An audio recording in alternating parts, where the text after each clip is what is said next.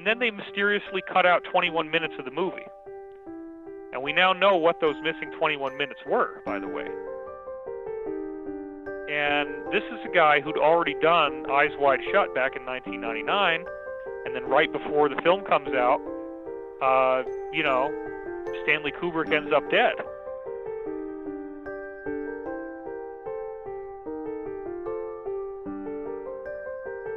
Because they know, everybody in Hollywood knows about this.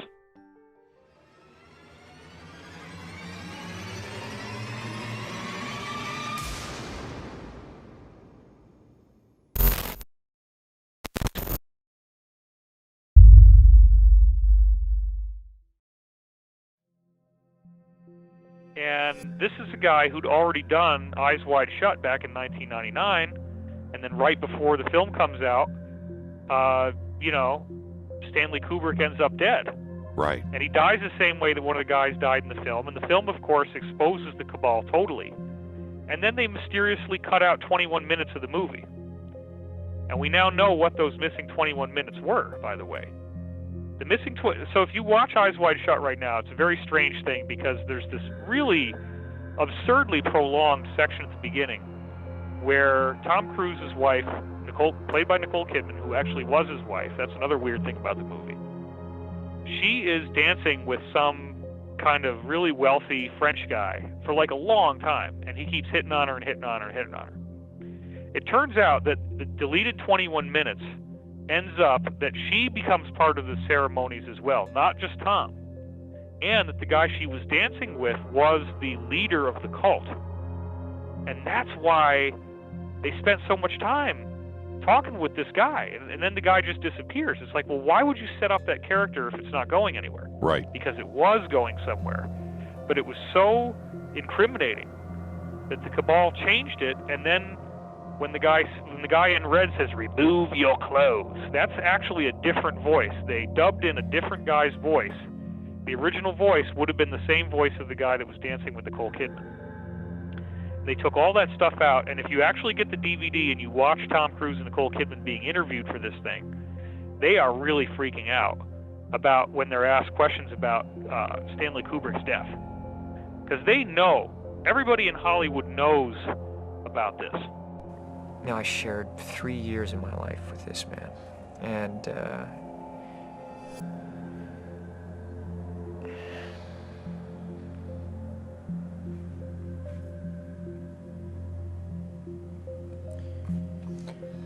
it must have been an unbelievable thing to have heard that he died so soon after the film had been finished. What was that to your immediate reaction? My immediate reaction was one of absolute shock.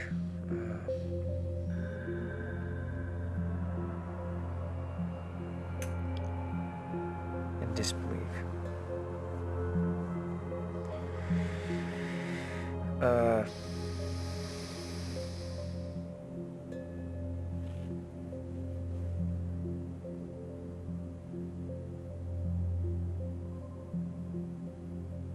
And even when I went to the funeral, going to the funeral, I was not in a good way, and I was very concerned about Nick and very concerned about Christian and his family,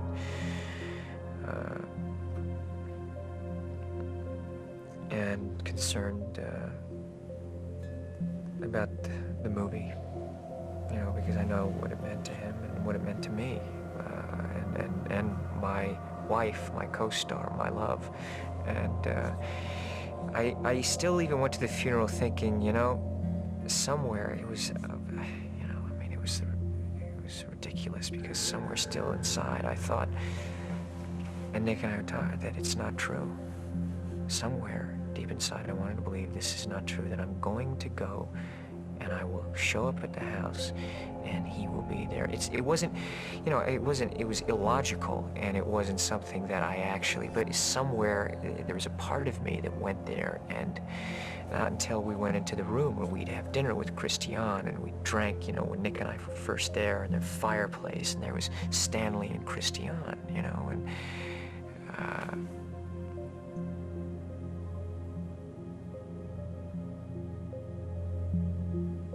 And there was the coffin, and it just, you know, it just was absolutely absurd. I gotta tell you, it's, when he passed away and that happened, I was really very tough time for us. Very tough time, I mean, for the family, for Nick and myself, and you know, concerned about protecting that film as much as we could. Mm-hmm.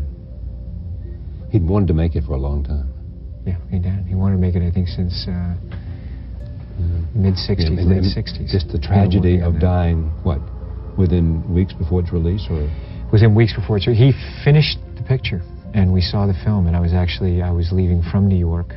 I was in Australia. I just flown to start pre-production on MI2, and I got the call in the middle of the night, and from Nick and from Leon, and you know, that was it. Unbelievable. Yeah, it's just unbelievable. Yeah. He gave me the time. What was your... And I just, I'm sorry to interrupt you, because we're under a great time pressure, and I'd love to talk to you for half an hour. It'd be fascinating. What was your immediate reaction when you heard that he died?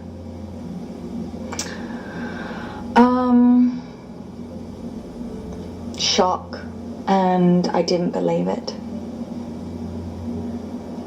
And I didn't want to believe it because it just seemed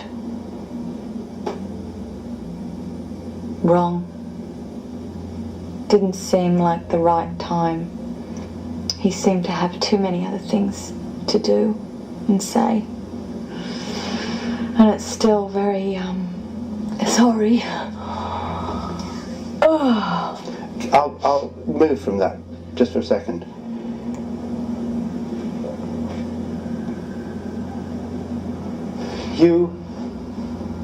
You deliberately spent a lot of... I'm sorry to bring that up. No, it's all right. You spent a lot of time with him deliberately. Yeah. Didn't you? Yeah. Do you want a hanky? It's fine. And you learnt a lot. And I have the feeling that he became a sort of a father figure for you, professionally speaking, and probably in a sense personally as well. What did you learn from him? What could you pass on to... What? Adults should have the right to be able to see the new Kubrick film exactly as he wanted us to see it. It's just a shame that the movie couldn't be released the way Kubrick wanted it released. Jack Valenti is the man who forced Kubrick to change his film. Valenti is the president of the Motion Picture Association of America, the organization which decides how a movie should be rated. The rating system was not designed to please movie critics or producers or directors. It was designed to give advance cautionary warnings to parents. Amy Berg's documentary, An Open Secret, I finally got to watch it only because it was leaked on YouTube, and I've never been able to even find a legitimate copy of it. And it talks about these sex trafficking scandals in Hollywood, which of course include the fact that unless you are, you know, a celebrity who goes way back, or if you have celebrity parents or something like that, or if you have a lot of money, unless you're in one of those three categories, most people end up basically having to prostitute themselves in order to get a career. It's a very sad fact. The question is that, you know, I feel about the films is it truthful? Is it interesting? You know, to worry about the sort of mandatory scenes or touches which people often think make a picture more, I keep thinking of the word ingratiating with the audience, seems to me, you know, not something that you really have to do. I think the audience has more, that is more intelligent and reacts more to the truth than some of the people that try to outguess them think they will. I mean, they will also like, they will also like things that are essentially not true and unfun, but I mean, I don't think it prevents them from responding to things that are true and are interesting and dramatic. I mean, the world is not, as it's presented in the Frank Capra movies, as good as they are, and as much in them that may be like life is sometimes, very rarely, I must say. But, you know, films like that, which people also like and which are beautifully made, I wouldn't describe as a true picture of life on any level. You distrust cinema altogether. Well, because sentimentality, I think, essentially means something that is not really true. I mean, I don't discount sentiment or emotion, but you know, the question is are you just giving them something to make them a little happier, or are you putting something in which is inherently true to the material? You know, are people behaving like we all really basically think people would behave, or are they behaving perhaps the way we would like them to behave? Shelley, I'm telling you, it's too many times. Every time he speaks emphatically, you're jumping, and it looks funny. So he says, I'll put on my Superman suit. No, I think that line is right. Right. When he lays down. No, I think that line's in the right place. Okay. Okay, Shelley, so you say, what's the matter with you first? Because what's the matter with you means, why are you so angry? What is the matter with you? It doesn't mean, what are you talking about?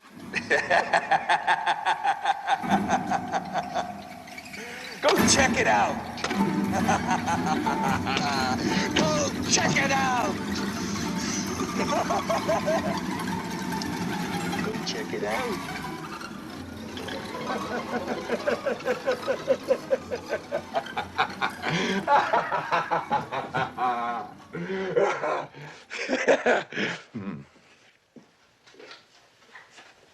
Very good, Jack. Excellent. Right. Check the gate, Doug.